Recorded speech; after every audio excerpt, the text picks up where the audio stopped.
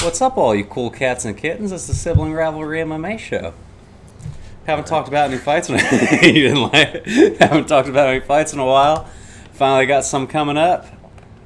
We did a couple interviews the last two. Check those out if you haven't. We talked to Reese Humphrey, and we talked to the guys over at MMA True Fan that make all those documentaries and podcast form about fighters. It's pretty cool. Yeah, we've tried to do a couple podcasts since this whole quarantine and fights being canceled, but I mean, it just feels like they're being forced and there's really nothing to talk about. These fights coming up, UFC 249, they've been announced for a little bit, but we didn't want to make a podcast about it too early, so the fights are still a little over a week away, or exactly a week away? Yeah, they're a week away today. A little over a week away. And we're going to talk today about the prelims, and then later in the week we'll do the main card. Today we're going to give our prelim breakdown, predictions, all that stuff, because the prelims are absolutely loaded. Oh, yeah. They had so many fights get canceled, they could just kind of put it all together and make a super card here.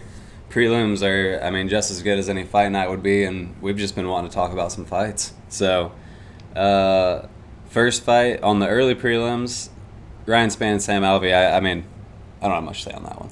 I think Ryan Spann's going to win. Spann's on a pretty good win streak, and he beat Lil Nog, and Alvey lost to him, and I think Sam Alvey sucks. He hasn't won in a while. He's lost 3 fights in a row, I'm pretty sure. He's just got such a good attitude, you know? Yeah, he just has a nice smile, but he has red hair. So I'm going to take Ryan Spann. Yeah, I agree. Next one, though, I'm a lot more excited about. The rest of them I'm really excited about. Yeah. Bryce Mitchell, I love that guy, dude. I don't know why they won't give him his camo shorts. This guy, me and him are like almost exactly the same age. He went on the Theo Von podcast. Love that. But other than that, he's just a really good fighter. They say he's 12-0. He did lose. I guess it was technically an Ultimate Fighter fight. Yeah, those don't lost count. to Katana, so it didn't count. But he's going to be fighting Charles Rosa. Rosa's definitely fought better competition. He's coming off of a submission win against Manny Bermudez. That's a good win. And then Bryce Mitchell's coming off of that twister submission. I don't remember who it was against. I don't either. But it was nasty. It was really impressive. One of the few guys that actually hit it in the UFC, and he said he learned it off of YouTube. So, I don't know. It's an interesting matchup. Like I said, Rosa has fought better competition, but he's lost to a lot of the better competition aside from Bermudez. So, yeah, I don't know. He lost to Kyle Bochniak, who's kind of a brawler, but he only lost to Yair Rodriguez a split decision. Like you said, he submitted Manny Bermudez, and it was really weird. I remember that fight. He armbarred him, but it didn't look like he had it at all, and then Bermudez tapped. But one thing about that fight for me, Manny Bermudez is like one of the best fighters in that division on the ground, like jiu-jitsu freaking wizard. And he was able to submit him. Bryce Mitchell's really good on the ground too, but that makes me wonder, like, if it goes to the ground, who's going to have the advantage? So I think if Bryce Mitchell's going to win this, maybe he can make it a brawl. He's got that dog in him. yeah. So I don't know. I think that's kind of his best chance to just freaking go in there and make it a fight. Maybe not roll around on the ground, even though that's where he's comfortable. I wish I had pulled up who the favorite was for this fight, because I'm sure it's pretty close. Yeah. But it's so close that I think I'm just going to pick Bryce Mitchell because I like him more. That's kind of what I was thinking. But something is telling me to pick Rosa. But, yeah, I mean, I think I just won't bet on this fight, and it won't matter. But I want to say Bryce Mitchell, too, because I like him. Are you pulling the odds up? Yeah, I'm about to pull it up because I want to look at the last one, too. We might as well talk about the odds for all of them. Yeah, because I haven't bet in so long, which I think might be saving me some money. But, yeah, I'm ready to get back into some gambling. So FanDuel looks like FanDuel only has the main card. That's why I didn't look there. It has more than the main card, but it doesn't have these fights. All right. We'll figure it out. Yeah, but we'll look at it later. But I'm going to go with Bryce Mitchell by decision. Maybe because he's in better shape or something. I don't know. But I'm taking him. And that's something, I won't spend a whole lot of time on this. But I have been wondering, like, how all these guys are going to look coming in here. Because you got to imagine they haven't got to have the best training experience. They might not have all their training partners. Some of their gyms might be closed. So, I mean, it's going to be interesting. I could see some people maybe missing weight for these fights. I don't know. It'll be interesting to see how it works out. See if everybody's still in good shape. I have a feeling we're going to get good fights because I think everybody's kind of itching for it. But Yeah. this is something to think about. And I don't know. If you have somebody in these fights that you think already has a conditioning problem, I probably wouldn't bet on them. Agreed. Next fight, possible fight of the night. I love this matchup. Luque and Nico Price, second time they're fighting. Yeah, last time Luque submitted him, I think he might have darsed him. Let me look real fast. But that was a long time ago. These guys have both gotten a lot better and fought way better competition. Last time they fought was October of 2017, and Luque darce choked him. I don't see that happening this time. I actually don't really see it going to the ground much. I think this is going to be a freaking stand and bang war. If Tony and Gaethje don't put on the best fight ever, this fight's probably going to win fight of the night, in my opinion. So, what's this? Nico Price he just beat James Vick, and then before that he lost against Jeff Neal, but that fight was freaking amazing. Any of them could have got knocked out. They're both smoking each other, hurting each other. And then Nico Price just wins in very odd ways. He beat Tim Means, he beat Randy Brown, both by KO. One fight he won from bottom, throwing hammer fists. The Vic one was an up kick, right? Yeah, Vic was an up kick. So he just wins fights in like the oddest way. So if they ever get in a weird position, I would think he would have the advantage. That or he's just getting lucky. But I don't know. Luque darce choked him. That's kind of a weird position too. I don't know, man. These guys are both crazy. Luque, I think his last fight, let me check. I'm pretty sure his last fight was that really good fight he had against Wonder Boy, which is like the best striker. I mean, I think Wonder Boy put on a clinic against him. Got fight of the night. Yeah. It was a good fight. Yeah, I mean, Luque didn't come close to beating Wonder Boy there, though. He got totally outclassed. But yeah, I know he didn't come close, but it was a good fight. He did well. And the one before that, I think, was against Perry, right? Yeah, he beat Perry, but which I don't think he lost that fight either. Yeah. Yeah, so this should just be a war. Either guy can definitely take this one. I'm gonna go with Luque.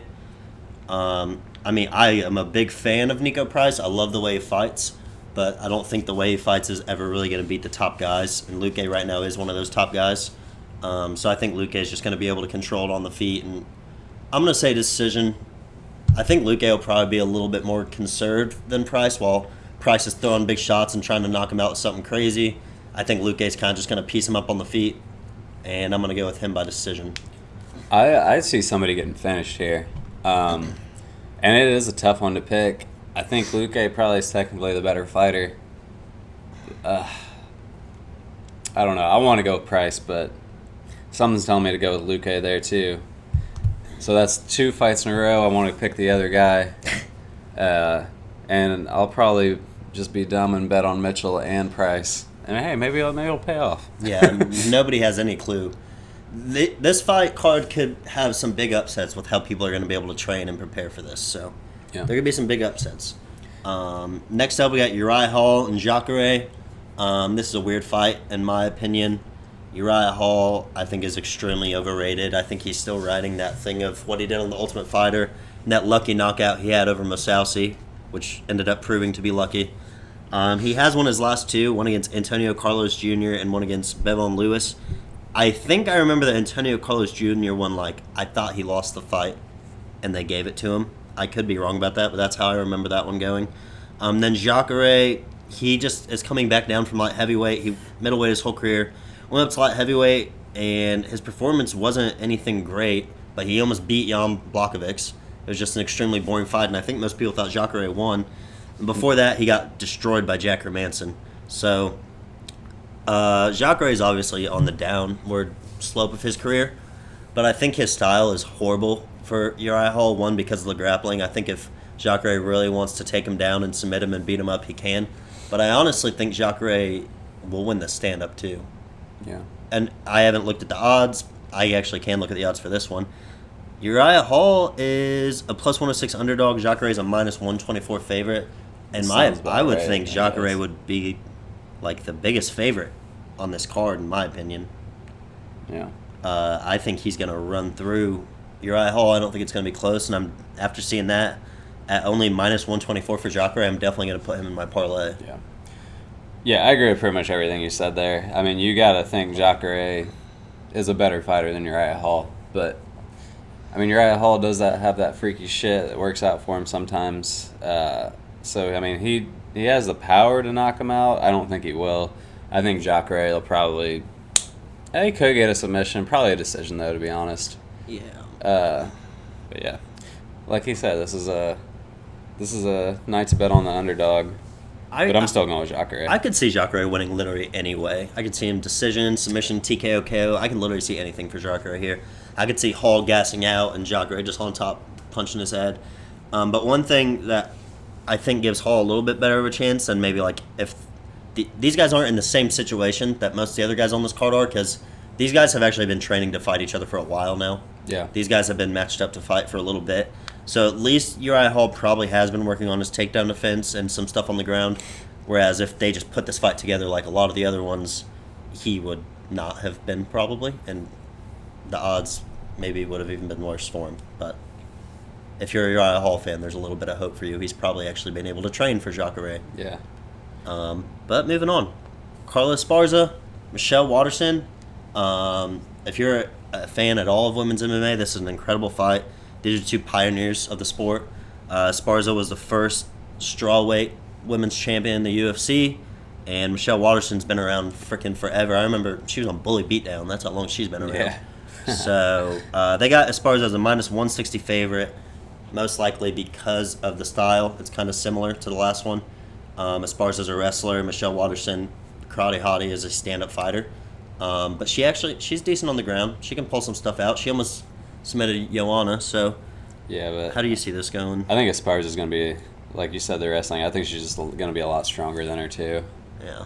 So, yeah, I'm going to go with Esparza there. Yeah, me too. I think Esparza's actually really underrated. Mm-hmm. And Waterson, I mean, she was the atomweight champ before she came to the UFC, and there's just no weight class for her there, so. She's small. Yeah. But I could see her winning. That's a toss-up to me, but I think Esparza with the wrestling, usually if it's a toss-up and there's a wrestler, the wrestler usually wins. Yeah. So. Yeah, I'm going to agree there.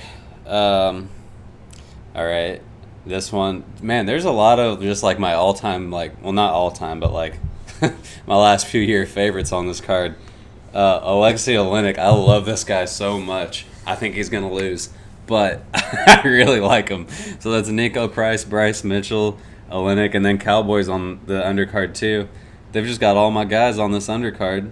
But yeah, Alexei Oleinik, I love him obviously because of that choke. I couldn't believe how something that simple could be so effective. All his chokes. He freaking scarf chokes people. Ezekiel chokes people. Yeah, he's incredible. So weird. He can do it from his feet, top, bottom. But he's been looking a little rough lately. He doesn't like to get punched in the face. He had to really get his last fight. What was his last one? Remember, I thought he was going to get his ass beat, and he beat Maurice Crane. Oh yeah. I think that's the one time I finally bet against him too. And then the fight before that, he got knocked out in like 3 seconds and tore his ACL all at the same time. That's what it was. That was against Walt Harris. Yeah, and So, then yeah, you're right. That last one he did look good. I forgot about that. That was awesome. So hey, I don't know, but I mean, he's fighting Verdum, he's one of the best ever. I think at heavyweight. Yeah, he's top 4. When's the last time Verdum fought? It was a while. He's coming off that USADA suspension. That's what I was thinking. So I guess we'll have to see how he looks. But I mean, I don't think it matters. I was gonna say it's still hard to not pick Verdum over Alexei Oleinik. But I hope I'm wrong. Yeah, I would be so happy to see Alexei Oleinik pull off a submission against Verdum. That'd be the biggest one. His only chance is some weird submission, but Verdum's not going to get caught in that. Verdum might be the best heavyweight submission artist ever. I'm between him, probably Nogueira, Mir, and Oleinik. Like Verdum's top 4 up there with that, and top 4 heavyweight ever in my opinion. And he actually has good stand-up. He's shown that recently over the years. He knocked out Mark Hunt with a flying knee. I'm going to go with him, even though he's obviously on the downward slope of his career. He lost his last fight. They got suspended for 2 years, I think, and I don't know. I think this is a good matchup for the UFC to give. I hope it goes on the ground because I think we're going to see some crazy shit. Verdum's a massive favorite, and I think he should be. Mm-hmm. And I'd be extremely surprised if he lost this fight. I'm going to go with Verdum by TKO or knockout. Yeah, that's fair. But I'm telling you, dude, if Oleinik pulls this off, I'm going to lose my shit. I'm going to be screaming. Oh, I can't wait. But yeah, Verdum should kill him. Yeah. All right. Anthony Pettis and Cowboy Cerrone. We kind of talked about this already when we thought they were going to fight last time they said they were going to fight. But, just most inconsistent motherfucker in the game belt. We'll see who gets it. I really like Cowboy. I love him. Pettis, I like Pettis okay. He really disappoints me, though, sometimes. Always. He's horrible this last fight. He didn't even try. It literally looked like he did not try his last fight. Yeah, and that happens that happens a lot. Who did he fight? He fought Carlos Diego Ferreira and got choked out in the second. Like, got destroyed. Yeah. So, Cowboy, he's lost a couple. I could see him winning this fight against Pettis. It's so hard to say for this one. It's hard to give you a breakdown because it's hard to do it for any time they fight at this point because you never know if they're going to come out and look like an animal or if they're going to come out and just shit a brick. So, yeah. Pettis has beaten Cerrone before. Like we said, it was with a body shot, right? Yeah. Anything can happen here. It probably is going to be a great fight because they both probably feel pretty confident going into this fight. They both probably feel like they can win this fight. But it also could be somebody just getting fucked up real fast. You never know with these guys, I swear. It's actually really frustrating. But it could be a really good fight. So, Cowboy's on a 3-fight losing streak. He lost to Tony, which actually looked really good in that fight, and then he blew his nose and his eye blew up. Yep. He lost to Gaethje, he got knocked out really quick, and he lost to Conor where he got knocked out really quick. Pettis is on... He's lost 3 of his last 4. His only win was that extremely lucky knockout of Wonder Boy. Can't believe it. Biggest, luckiest punch of all time, honestly. Maybe. I can't believe that happened. And then he got destroyed by Carlos Diego Ferreira, got destroyed by Nate Diaz, and got beat by Tony Ferguson. So, yeah, these guys are both who the fuck know top fighters, but lately they've both just been losing. Mm-hmm. It's really not much of who the fuck knows. It's really just like they're going to lose. It's kind of a perfect matchup to make, though, for both of them. I'm going to go with, I think at 170, I think that actually helps Cowboy because his body should be a little bit stronger, so he's not going to get finished with a body shot, hopefully. He's going to have a little bit more meat on the bones, so maybe he won't get destroyed by a body shot. Conditioning, Pettis is going to have bad conditioning no matter what, so I think that helps Cowboy also without cutting the weight. If it goes the whole 3 rounds, I think he can get that going. And I think he's going to be a little fired up after the Conor fight. That's also just more fire for Pettis, though, to come out and just, rush Cowboy because it seems like that's what works against Cowboy is to get him early. So that could be part of Pettis' game plan to just go after him early, try to get it done quick, and that might work out for him, too.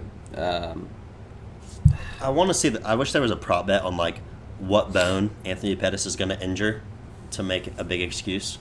Is it going to be his rib again, his hand? What's going to happen to Pettis during this fight? Yeah. Pettis is a favorite, minus 156.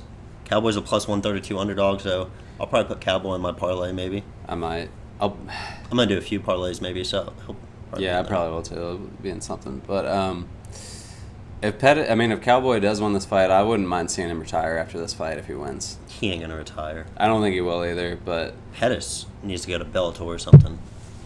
Oh, yeah, he'd love that over there. His brother's over there, and his brother's better than him right now. I don't know. This is, I'm talking out of my ass here, but I could see Pettis going to Bellator and being so much better. Actually just fighting better. I could see him just get a complete resurge of his career because he's just I'm in Bellator. Oh, this will be easy. And then he'll fight better. Maybe. I don't know. For me, I don't know him, and I'm just talking out my ass, but I feel like he has a mental block. But whatever. What do I know? Yeah. So that's the whole prelims.